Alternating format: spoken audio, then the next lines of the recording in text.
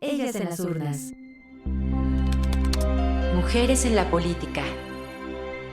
El acontecer actual rumbo a las elecciones de 2024. Hola, ¿qué tal? Muy buenos días. Ya estamos aquí en Ellas en las urnas.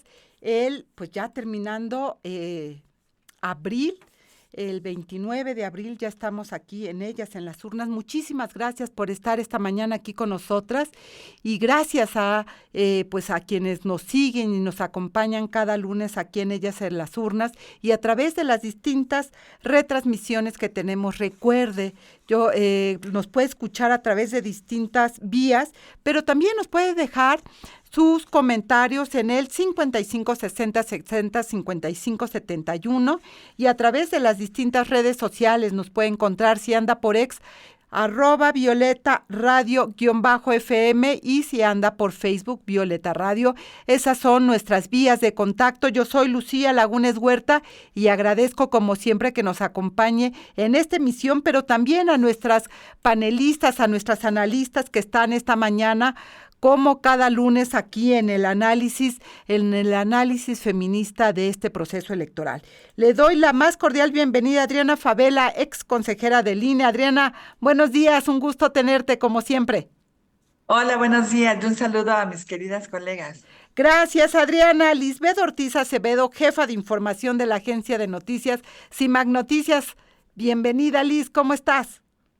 Hola, buenos días, muchas gracias. Muchos temas, cada programa decimos lo mismo, cada programa nos se van acumulando las agendas de lo que hay que discutir. Ivonne Melgar, periodista, ya está por acá, o si no, en unos segundos se va a sumar.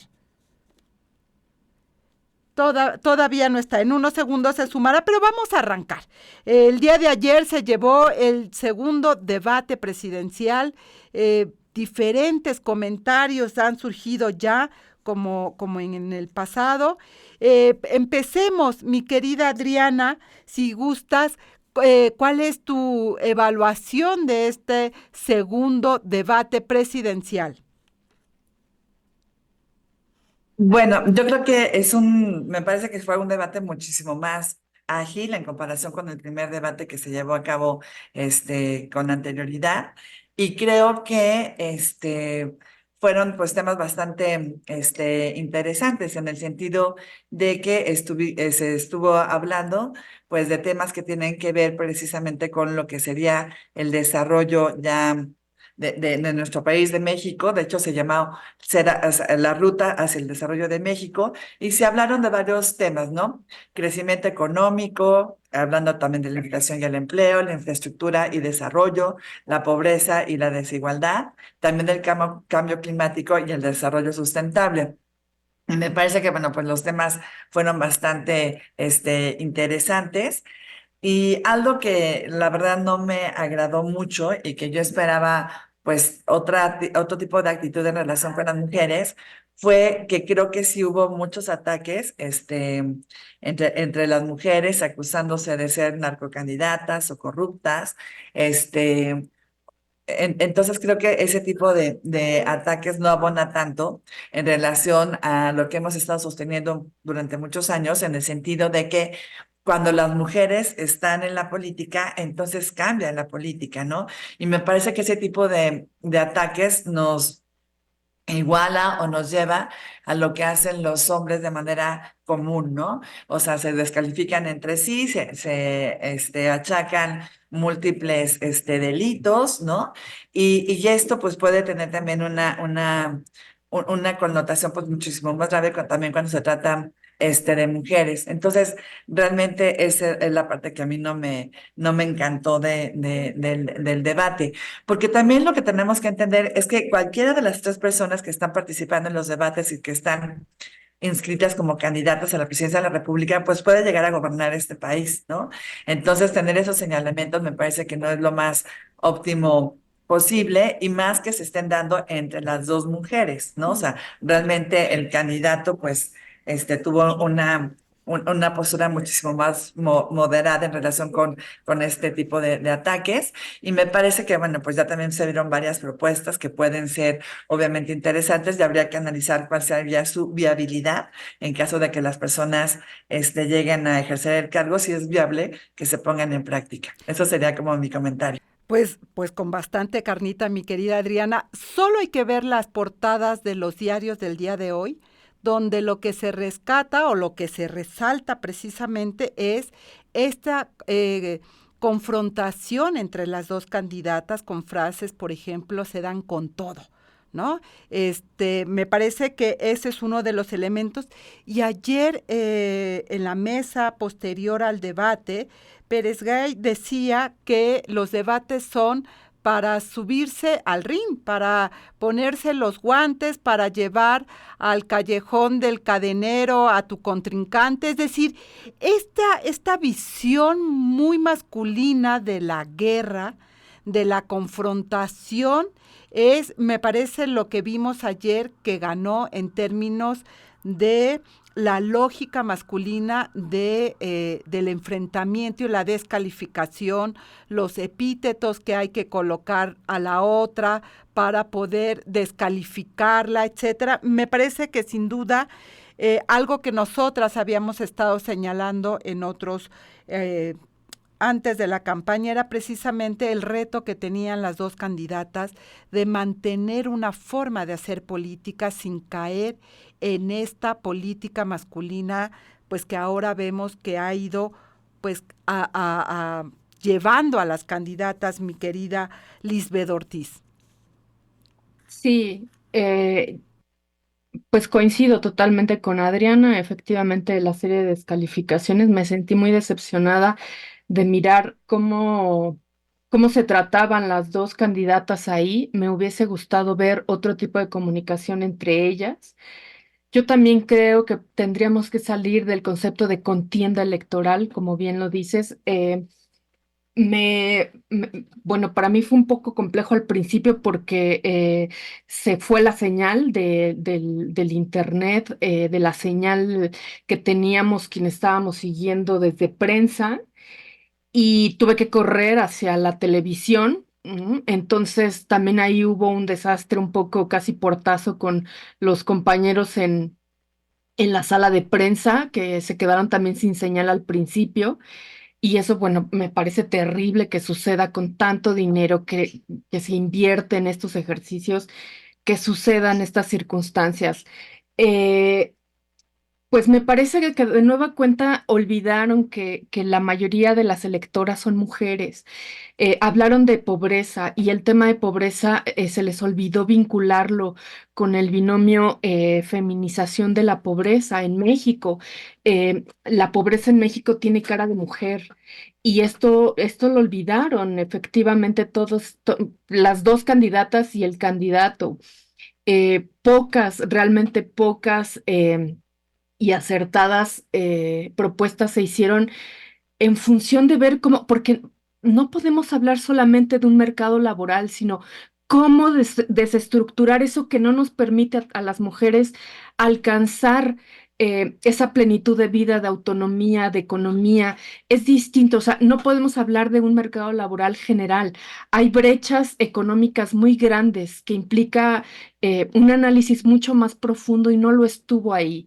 No estuvo ahí y qué desafortunado porque yo esperaba eso. Yo en verdad veía a Xóchitl Gálvez y veía a Alito detrás de ella insultando. Veía a esos hombres como que favoreció esos equipos que la rodean, insultando a la rival, lejos de proponer esto, efectivamente. Ella es empresaria. Ella podría entender estas circunstancias. Ella es mujer, le han atravesado el cuerpo estas brechas económicas y pudo haber hecho este tipo de propuestas. Me parece, Claudia, que Claudia Sheinbaum pues también debió de darle al tema. Y bueno, pues para mí fue una bienvenida Álvarez Maínez, por primera vez le vi seriedad en la contienda y con propuestas, más allá de músicas o canciones, o bueno, le vi ya un bienvenido a la contienda verdaderamente. Y algo que vi en redes sociales es que Patricia Mercado estaba siguiendo muy de cerca en Twitter a Álvarez Maínez. Entonces ella repercutía el discurso que venía, o sea, se veía que Patricia Mercado estaba muy cercana a estas propuestas que llegaron a impactar muchísimo más que que los altercados entre las candidatas. Coincido contigo que están y no están las mujeres. Y digo esto, en las preguntas de la ciudadanía vimos el equilibrio entre mujeres y hombres para estar preguntando, y son ellas las que fueron, las ciudadanas, las que fueron colocando preguntas muy concretas a las candidaturas de cómo cerrar las brechas de desigualdad, de qué hacer en términos de propuesta. Y creo que no hubo respuestas a estas preguntas en el debate precisamente porque se centraron, en el caso de las dos candidatas, más en la descalificación que en sus proyectos y en sus propuestas, efectivamente. Y Maínez, pues lo que aprovechó es ese espacio, digamos, para poderse colocar. Ya tenemos a nuestra querida Ivonne Melgar, que nos da muchísimo gusto. Vamos al corte de estación, Ivonne, y regresamos con tus opiniones valiosas como siempre. Volvemos. Ellas en las urnas. Mujeres en la política. El acontecer actual rumbo a las elecciones de 2024. Y ya estamos de regreso aquí en Ellas en las Urnas, en Violeta Radio 106.1 de FM y también a través de nuestras distintas retransmisiones. Gracias en esa radio, gracias también a Radio Mexiquense por abrir también este espacio para escucharnos, y gracias a ti, a Car y a Leilani por estar comentando precisamente lo que aquí se está analizando. Mi querida Ivonne Melgar, ¿cómo viste tú el debate que seguramente te tocó seguirlo de principio a fin? Tu micrófono, querida. De principio a fin, y me tocaba hacer la nota de redes sociales para Excelsior, ahí la tenemos, al rato se las comparto. Buen día, Liz, buen día, Adriana, buen día, Lucía, y a quienes nos hacen el favor de acompañarnos. Varios comentarios. Primero, el formato, pues me gusta la experimentación de nuevos formatos, me gusta que se incluyan los videos de las personas, que se hagan memes y se hagan virales hasta los personajes, los animes de las camisetas de quienes preguntaron. Me parecieron entrañables algunas preguntas, la persona que representaba a las comunidades indígenas, o sea, me gustó esa novedad, ¿no? Ver esos videos. Muy mal el Instituto Nacional Electoral, nos sigue quedando a deber, terrible el sufrimiento, me tocó sufrir en tiempo en digital, la desesperación de mis colegas porque no podían seguir el debate estando en Estudios Churubusco, porque no había señal. Imagínense qué terror. Para un reportero eso es como que se está incendiando la casa y no puede salir. Entonces, muy mal todavía el INE, nos queda de ver bastante en su capacidad técnica. Me dicen que gritaban los reporteros, ¿dónde estás, Lorenzo? O sea, porque realmente muchas fallas técnicas. Pero eso, esa parte se superó finalmente. Me gustaron bastante los moderadores. Siento que asumieron su papel de moderadores de un árbitro plural. Finalmente, cuando estás ahí no eres el periodista de un medio, sino el moderador del Instituto Nacional Electoral. Y yo difiero de quejarme del tono rudo de las candidatas. Y difiero porque el contexto, para mí, queridas, es el de una elección de Estado. Una elección de Estado que está marcada por la narrativa del presidente López Obrador, que diariamente impone la agenda de el grupo electoral de la campaña política de Claudia Sheinbaum. Y eso es lo que está en el corazón del debate. ¿Qué tanto ella, que es sin duda alguna una ingeniera destacada, una jefa de gobierno reconocida, una política singular, qué tanto ella se deslinda de esa narrativa y de ese legado y de ese incluso posible maximato del que se habla atendiendo a nuestra historia.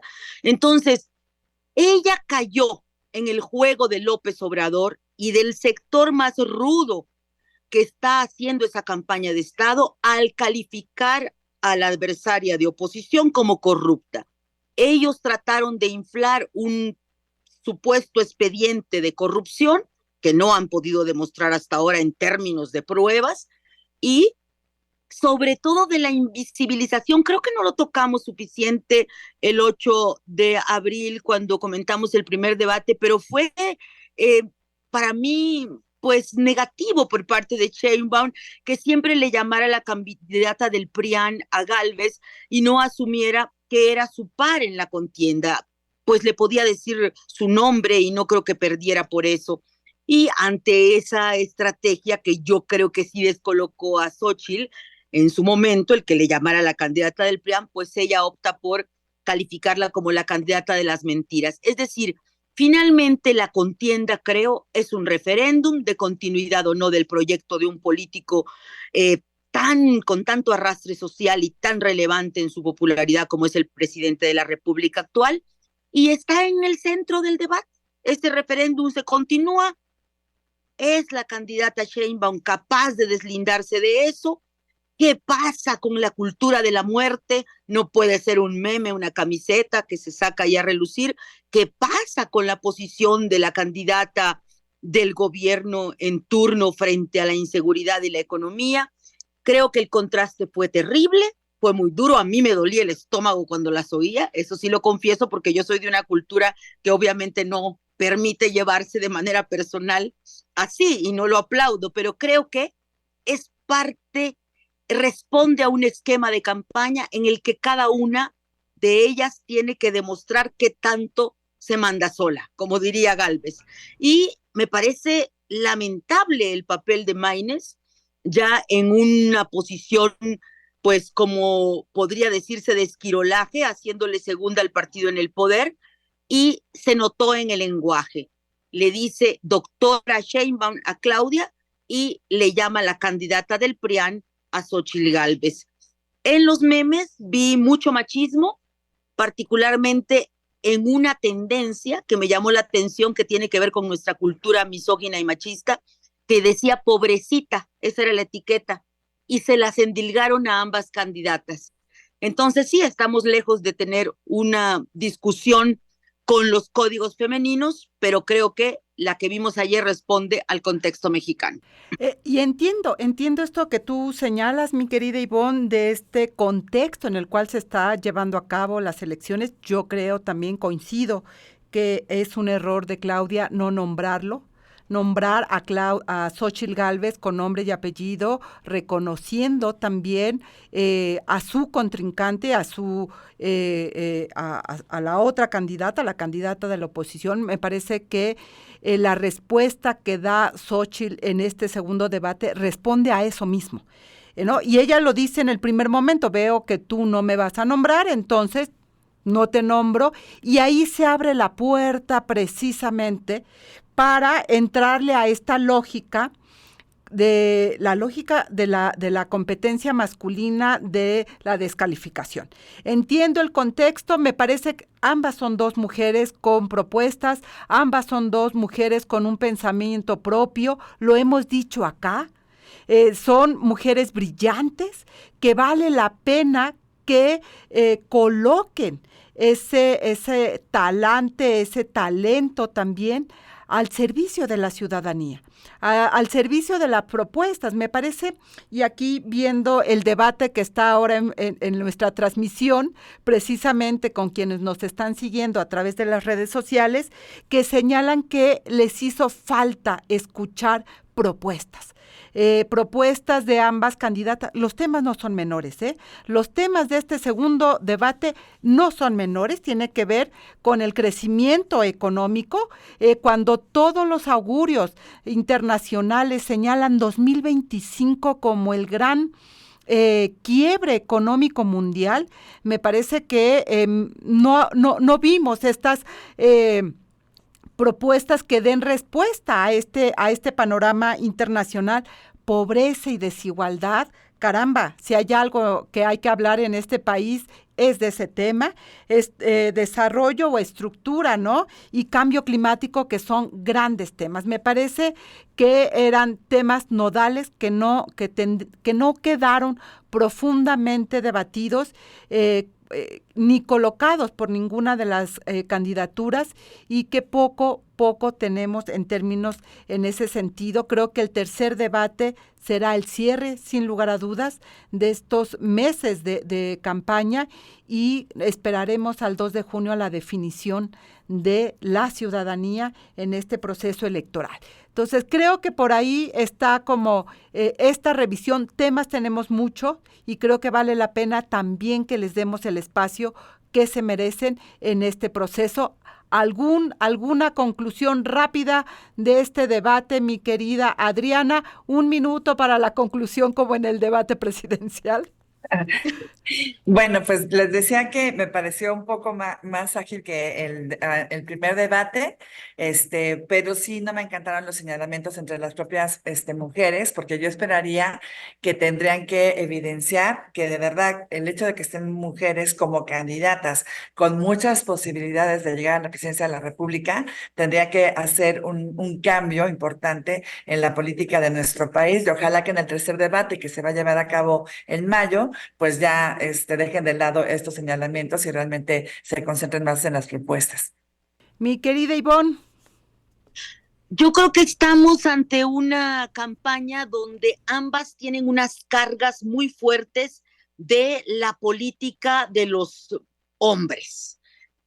Claudia, el presidente López Obrador, Xóchitl, la partidocracia y la cúpula que la dirige y todo lo que significan esas marcas.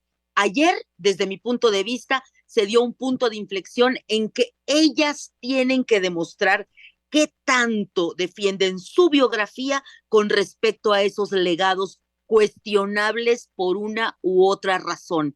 Y espero con ansias el debate de seguridad, pero me parece que hoy sí están ellas en su capacidad para decir soy yo, y frente a esto que me trajo, que comparto, pongo esta particularidad, este acento.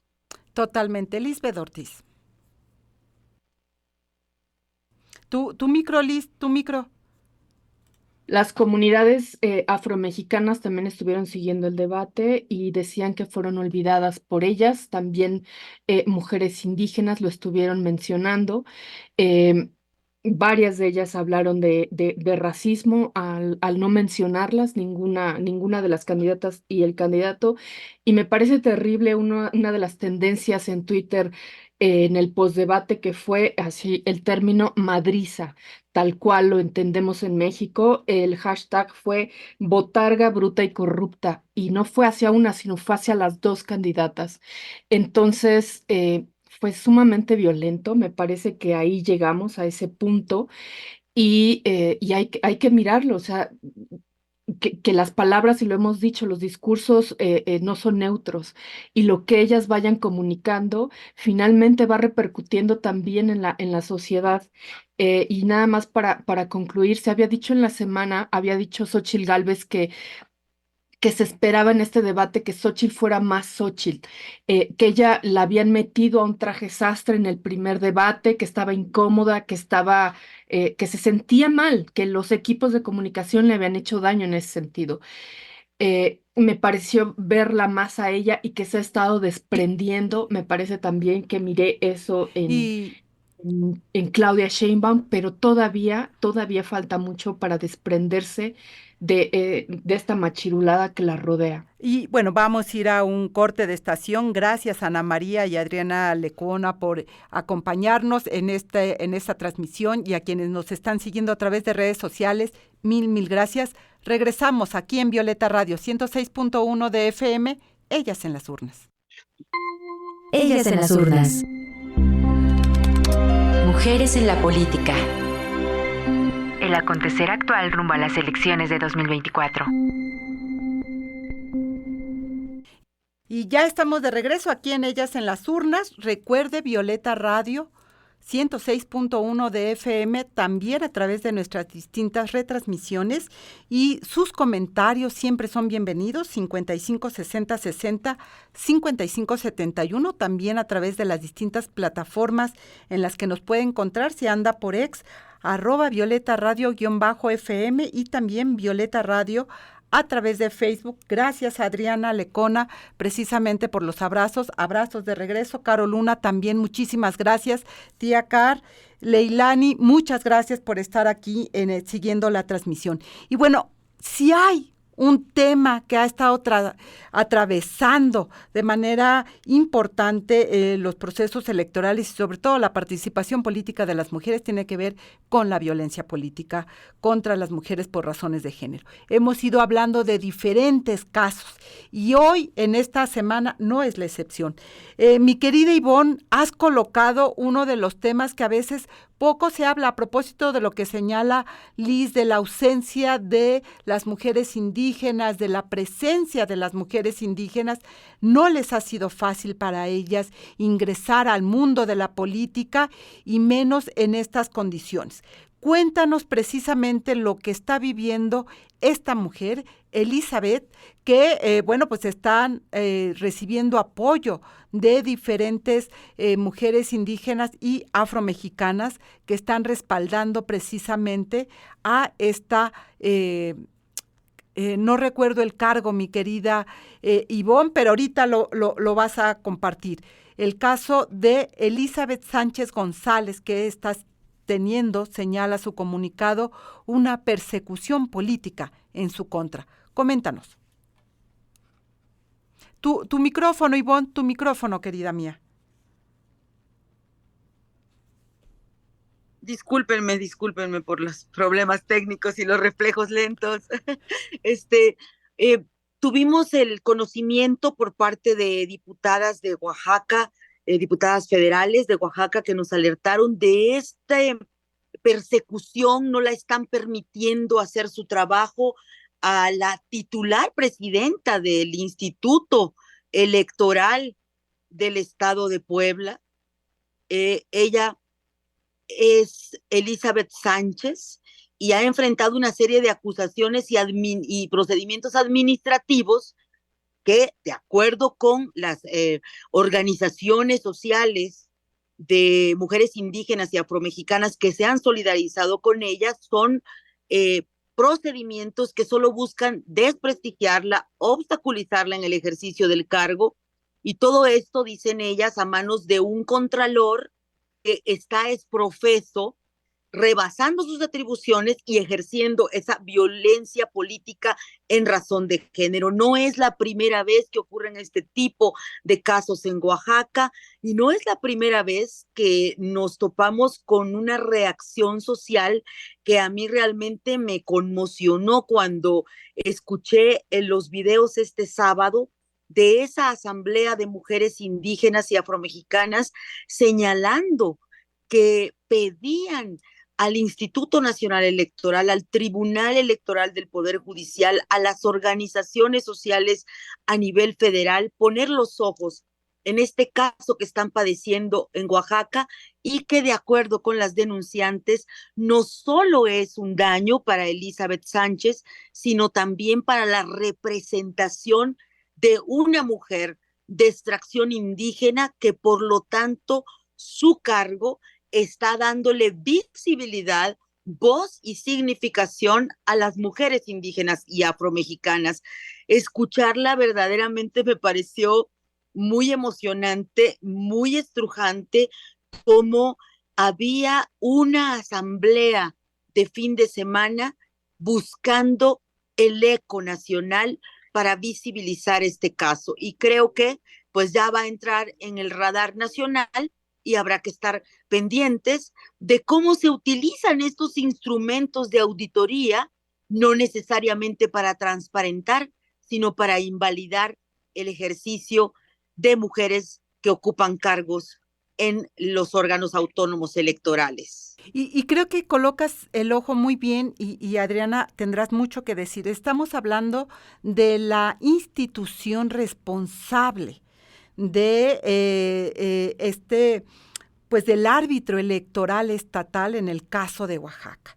Me parece que debilitar cualquier institución democrática que tiene en este proceso electoral una tarea impresionante. En este caso, en Oaxaca, pues nos habla también de qué tipo de acompañamiento pueden estar recibiendo las mujeres que tienen en cada entidad federativa un encargo que no es menor, ser consejera presidenta de cualquier instituto electoral estatal es un reto enorme, y que sea vulnerada precisamente por un ente menor, me parece que es muy grave. Adriana Fabela, cuéntanos tú cómo la ves.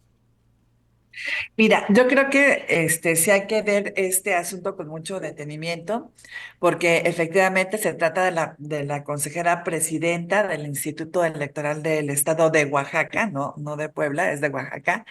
Y a ella, bueno, pues la designamos hace pues un año, 2 años, cuando mucho, para poder presidir esa institución. Lo que sí entiendo es que también hay señalamientos en respecto de ella, de desvío de recursos. Más bien se trata de una auditoría que se llevó a cabo al propio instituto, y entonces se le está responsabilizando por el desvío de recursos. Hay que acudir a las instancias competentes, ¿no? Para ver si quién tiene la razón, ¿no? Espero que ella se esté defendiendo jurídicamente, porque es lo que tendría que estar haciendo. Ya había habido un intento del Contralor, del órgano interno de control del propio instituto, de destituirla, pero en ese caso se acudió a la Sala Superior del Tribunal Electoral del Poder Judicial de la Federación, y se dijo que no tenía esta persona facultades para ello, que solamente el INE, que es quien lo nombró, quien la nombró, pues la podría destituir por alguna de las causas que están previstas en la propia legislación. Pero esta cuestión yo ya entiendo que fue hacia el ámbito, perdón, de las responsabilidades administrativas. Ella ya ni siquiera está ejerciendo ahorita el cargo de presidenta, está otra persona sustituyéndola de manera provisional. Y pues ojalá que esto se resuelva lo más pronto posible. Y claro, o sea, aquí también hay que tener mucho cuidado, porque obviamente las personas que son consejeras electorales y que son completamente presidentas de un OPLE, de un instituto electoral local, pues pueden incurrir en diversas responsabilidades, pero hay que verificar que de verdad se tengan los elementos para hacer una imputación, la imputación correspondiente. Pero sí, es una mujer indígena, es la primera vez que una mujer, para empezar, estaba presidiendo el órgano electoral local en Oaxaca, y tiene esta cuestión de ahora estar con este tipo de señalamientos. Ojalá que pronto se pueda resolver el caso y que esto no esté afectando el funcionamiento, obviamente, de la propia institución. Me parece que un reto grande, Adriana, de lo que estás colocando es la transparencia y la certeza. Tener precisamente los elementos contundentes que permitan o no llevar a este tipo de acciones es lo que está en tela de juicio. Me parece que es ahí el tema nodal, qué tanto puede estar siendo usado este tipo de acciones para eliminar a las mujeres incómodas, a las mujeres que por alguna razón no le gusta a alguien, y entonces están ahí las las artimañas precisamente. Creo que ahí es el tema nodal, y poder garantizar que lo que se está haciendo es legal, creo que es la deuda que nos están dejando, mi querida Ivonne. Coincido y quisiera subrayar eso, Lucy. No es solo el caso de Oaxaca, creo que en general hubo en los últimos años en México un uso y un abuso de los instrumentos de control con fines políticos. Algo tendrán que hacer nuestros constitucionalistas, nuestros abogados, nuestros políticos, legisladores, para construir instrumentos más finos, porque hay una línea muy delgada entre la pretensión de transparencia y las acusaciones sin fundamento y el uso de estos instrumentos para la persecución política.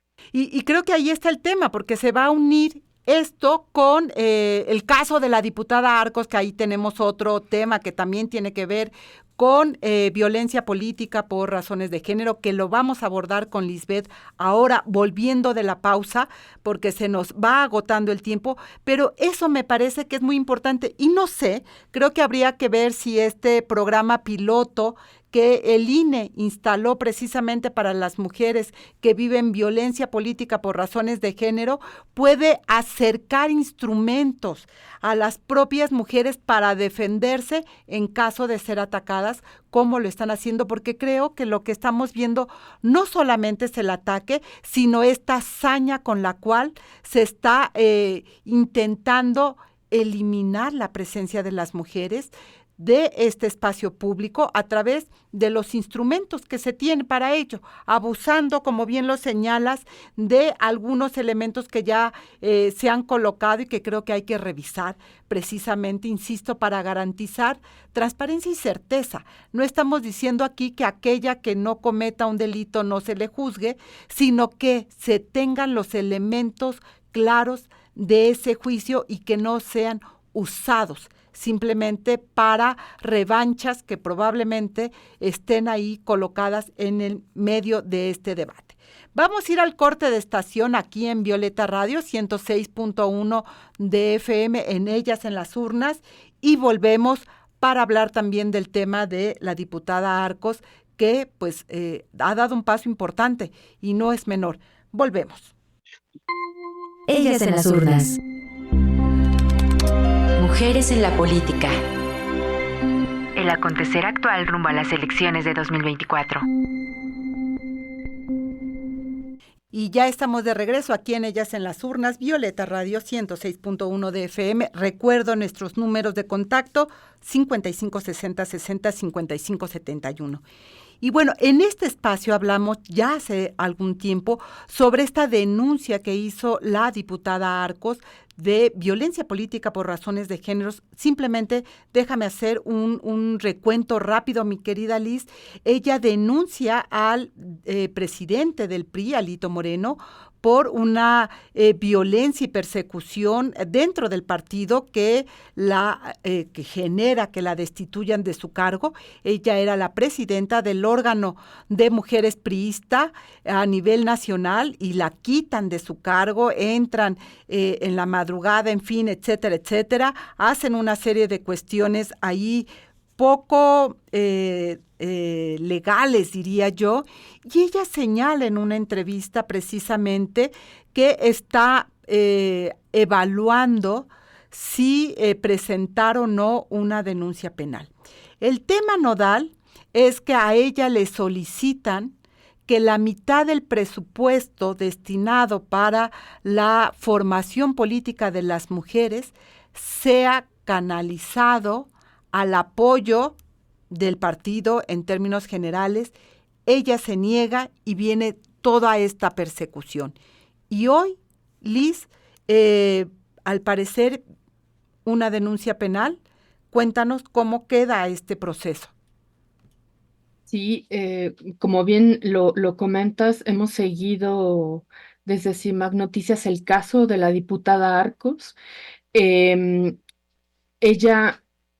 tras buscar justicia ante el Instituto Nacional Electoral y luego en el Tribunal Electoral del Poder Judicial de la Federación, que se declara incompetente, o sea, hay que decirlo, el INE la manda directamente con el PRI su denuncia, es decir, a quien ella misma está denunciando, que es Alejandro Moreno, y el tribunal también la deja sola al resolver que es incompetente para, para este caso porque es una situación intrapartidista. Pero ella nos ha señalado la serie de amenazas, denuncias, exclusión. Hoy ya no está ninguna participación del partido. Ha vivido violencia política y además también estas denuncias y amenazas terribles que ha tenido que enfrentar a lo largo de este tiempo, y siendo pues la lideresa del Organismo Nacional de Mujeres Priistas, pues se ve implicada en un esquema de moches ¿Para qué? Pues para que ese dinero que le obligan a los partidos políticos, que es el 3% de su presupuesto, para que lo destine a qué? Pues al liderazgo político de las mujeres. ¿Para qué? Para que las capacite, para que haya investigación, para que haya divulgación. Y hay programas anuales de trabajo, pues le dicen que acepte un esquema de moches. Eso es lo que ella firma. Y ante esta soledad institucional, en cuanto a justicia, lo que hace ella ahora es buscar justicia ante la FICEL, ante la Fiscalía Especializada en Materia de Delitos Electorales. Ella está buscando ahí ahora una denuncia penal en contra de Alejandro Moreno y que tiene que ver por el tema de eh, corrupción. Desde luego va a incluir el tema de violencia política en razón de género por la situación tan terrible que ha vivido en los últimos meses. Y este es el recuento de lo que ha sucedido hasta ahora. Y entonces esto va iniciando ante la FICEL. Esta denuncia acaba de acontecer y pues sin duda que no alcanza a llegar una resolución para el final antes del 2 de junio para la elección. Sin duda que no lo va a lograr. Pero es la única, me parece que es la única consideración jurídica que le queda, porque ya no hay más, o sea, ¿hacia dónde más podría ir? Y me parece que tenemos que revisar precisamente estos escenarios que se van colocando de violencia política contra las mujeres por razones de género. ¿Hasta dónde se puede ir acompañando a las víctimas de este tipo de violencia? Porque está escalando. Oaxaca, ahora la diputada, pero Zacatecas no se queda atrás. Es otro de los temas que precisamente se va complejizando. No es tan sencillo ya como tener solamente un agresor funcionario o un agresor, sino estos contextos violentos donde se mezcla más de un personaje que ejerce precisamente este tipo de violencias contra las mujeres. Y vean, en este programa nos hemos juntado 3 casos que no son menores.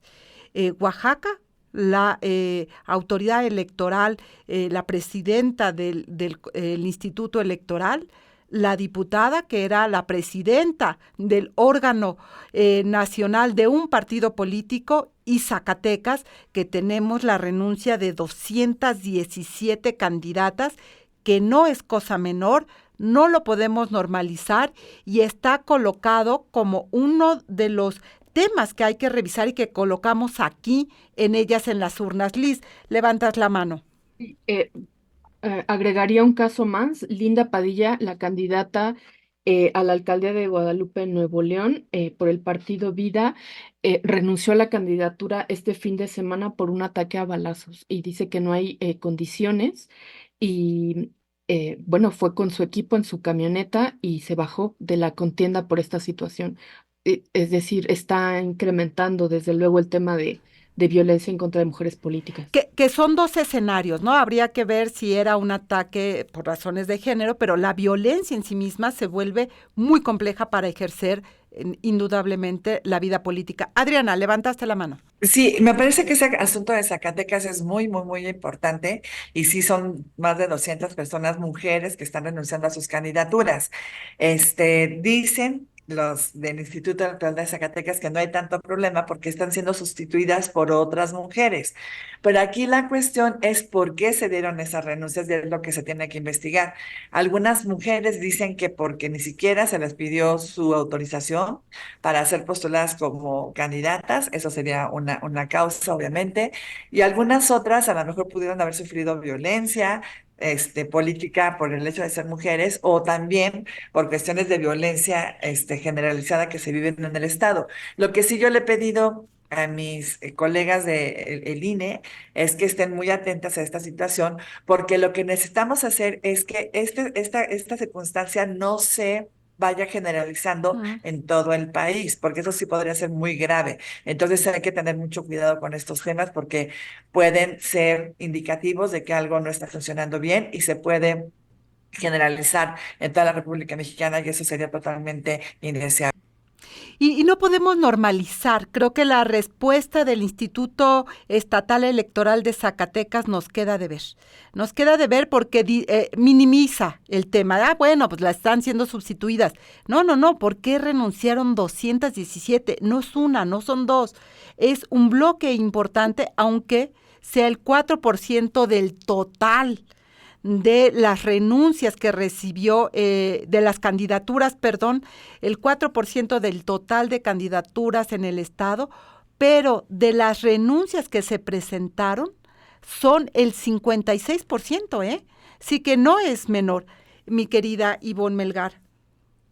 Sí, aquí yo quisiera, Lucy, Liz, Adriana, distinguir en dos partes.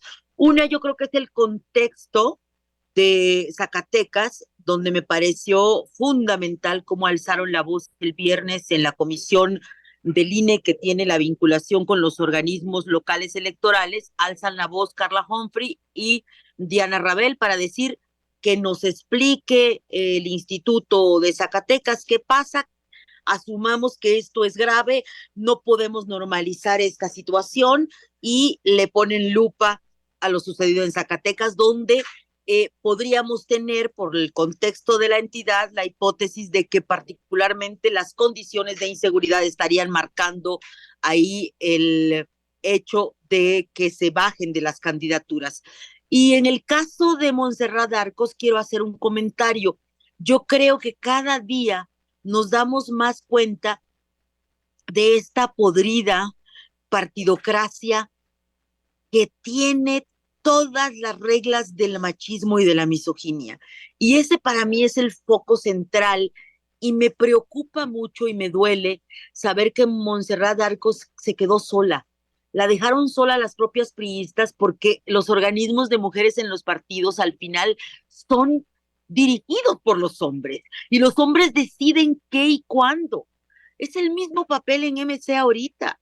O sea, yo respeto mucho a Patricia Mercado, pero me parece que le ha quedado a deber a las feministas y al movimiento de mujeres en muchos asuntos que tienen que ver con Jorge Maínez. El mismo trato incluso, y lo subrayo, que le dio ayer a las candidatas presidenciales, tan indistinto y tan machista e incluso clasista con respecto a Xóchitl Gálvez. Entonces, lo que yo veo en el caso de Montserrat Arcos es un ejemplo clarísimo donde la partidocracia hace de las suyas en los organismos de mujeres, en los partidos, y donde estas mujeres se quedan solas. Y esta vez también las organizaciones de la sociedad civil creo que le quedamos a deber todas a Montserrat. Tratamos de estar con ella, las periodistas, desde nuestra trinchera, pero la veo muy sola. Y observo ahora que hay una posibilidad de que se reactive el caso, una hipótesis que dejo en la mesa para darle seguimiento en posteriores el lunes de Ellas en las Urnas, pero tengo la impresión de que está siendo presionada por otros partidos para utilizar su caso y pegarle al dirigente del PRI. Se vale, pero no creo que sea la mejor ruta para desentrañar la situación que ella enfrentó. Y vamos a ir a un corte de estación y volvemos. Ya no, ya se nos acabó el programa. Otra vez se nos acabó el programa. Bueno, no puede ser posible que se nos haya terminado el programa. Siento, qué horror. Bueno, quedamos pendientes de hablar de MC y de esta fraude que intentaron hacer precisamente con el candidato de Quiroga en Michoacán. Gracias a las 3 por estar esta mañana. Insisto, los temas se acumulan, pero es necesario profundizar en algunos de ellos. Ivonne Melgar, Adriana Favela, Lisbeth Ortiz, mil gracias por estar con nosotras y gracias a la audiencia por acompañarnos. Nos escuchamos el próximo lunes aquí en Ellas en las Urnas con más temas que, como ven, se van acumulando. Hasta la próxima. Ellas en las Urnas. Mujeres en la política. El acontecer actual rumbo a las elecciones de 2024.